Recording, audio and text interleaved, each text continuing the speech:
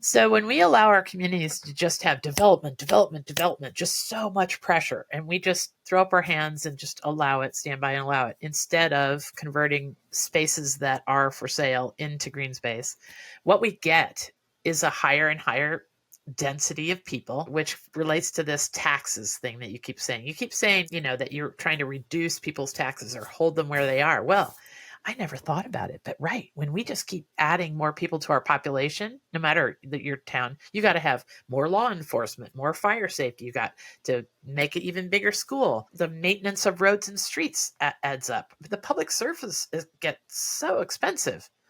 But so we got a choice. If we got 3 acres that could be a Buc-ee's, or 3 acres that could be a wonderful community resource, like a beautiful Arts and limestone public culture space. place. Yeah, Yeah. pubs. Yeah, this is a no-brainer, and the public will own it after 20 years. Why in the Right. world would we want to add to urban blight Right. instead of adding to our own community enjoyment?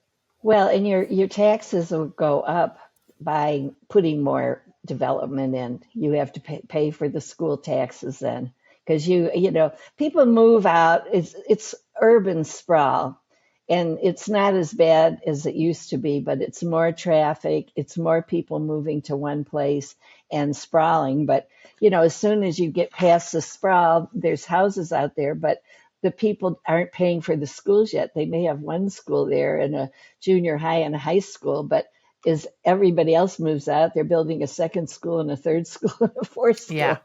And then they're paying the same amount as if they were in the city, Yes. Yes. They're just living farther away and commuting. So Yes. Yeah. it all kind of works together, and it just is. I don't think there are any downsides. I mean, that was the other thing we had to fight, was having people increase their taxes, and we had to explain that.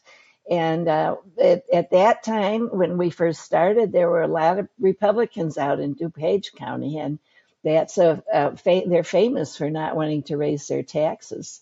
But we got the head of the Senate and several very impressive people to say that they endorsed it, and that Yeah, that because helped you us a lot.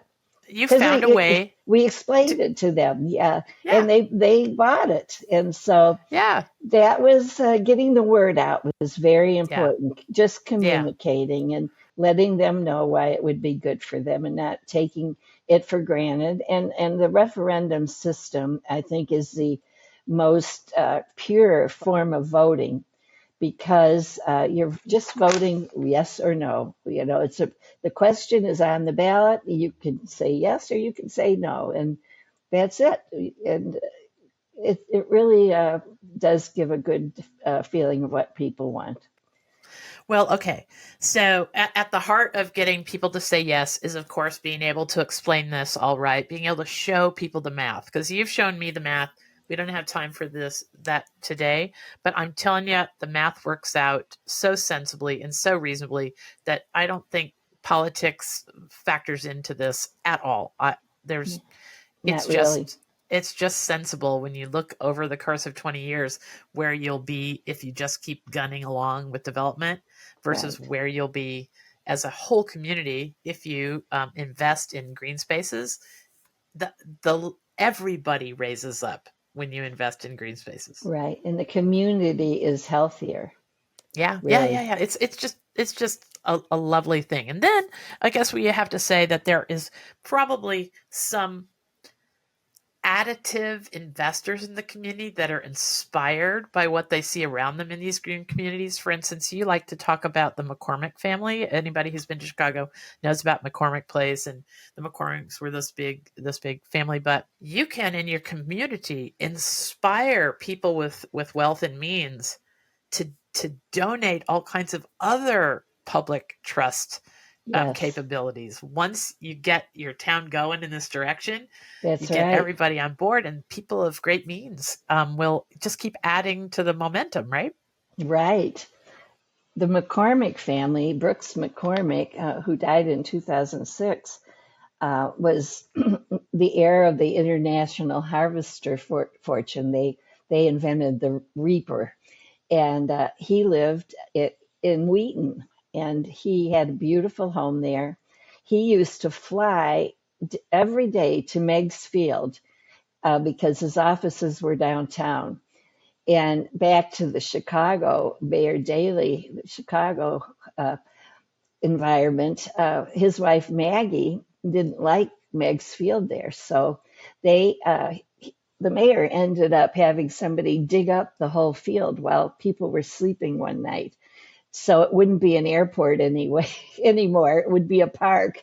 But anyway, McCormick was a wonderful contributor, and he had 641 acres of land in his possession. He had a beautiful home there, and he started selling some of the land off. We've worked with him and several people in the organization to buy his farm, which was called St. James Farm. He was an equestrian, and he sold that to us. And just within the last 4 or 5 weeks, the last parcel of land that connects the McCormick land with the Morton Arboretum was sold. They had one son who was holding out, and they've been talking to them for years.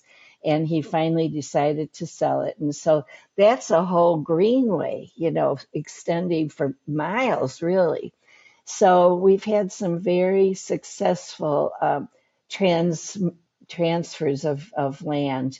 And they don't all happen at once. We do land along the Fox River, and sometimes these things take 50 years, because some of the family doesn't want to sell them. But that is the time when we'll put a conservation easement so nobody else can change the land. It just stays the slate rock on the riverbanks. And we finally ended up protected forever and ever. And that's wonderful for the people.